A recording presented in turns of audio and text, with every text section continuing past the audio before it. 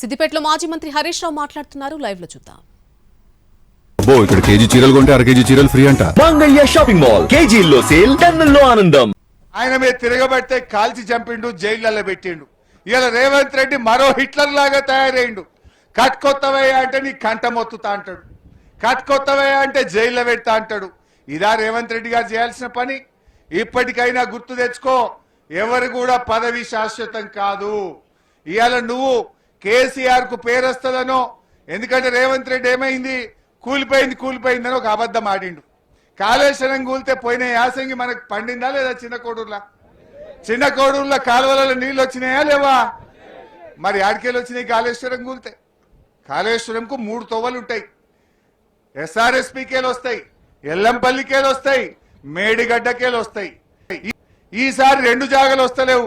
కరువు పడ్డది, మేడిగడ్డ కాడ నీళ్లున్నాయి, ఒత్తవయ్యా అంటే ఒత్తుతలేడు.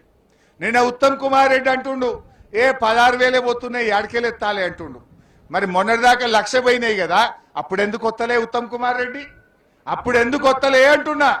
మళ్ళా 15 రోజులు అయితే ఆగస్టులో మళ్ళా 1,00,000, 2 లక్షలు, 3 లక్షల వరద వస్తుంది.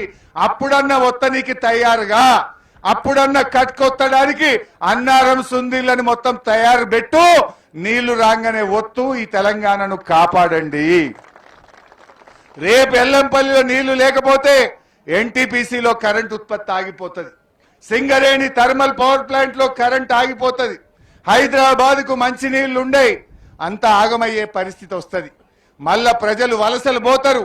దయచేసి ఆ పరిస్థితులు రావద్దు. తక్షణమే ప్రభుత్వం మోటార్లు ఒత్తాలే, నీళ్లు తీసుకురావాలని చెప్పి కోరుతా ఉన్నాం. నేను ఒకటి అడుగుతున్నా మా చిన్నకోడూరు రైతుల్ని, పోయిన 6 ఏళ్లల్లా బోర్బండి కనబడ్డా? అదే మన ఊర్లల్లా బాయిలల్లో ఎక్కడన్నా క్రేన్ లో పుడిక తీసుడు ఉండేనా? మళ్ళా ఇగో కాంగ్రెస్ వాళ్ళు వచ్చారు, మళ్ళా బోర్ బండ్లు మోపోయినాయి ఊళ్ళో పొన్న. మళ్ళా వచ్చినాయా లేవా బోర్లు? మళ్ళా 50,000, 1,00,000 రూపాయలు బోర్ పొక్కల ఓసుడు శురువు అయిపోయింది. మళ్ళా ఊర్లల్లా మా గుత్తకు పట్టుకుంటేందుకు ఒడ్డోళ్ళు బయలుదేరు, క్రేన్లు వచ్చినాయి, మళ్ళా బాయిలు గజం గజం కొడుతున్నారు.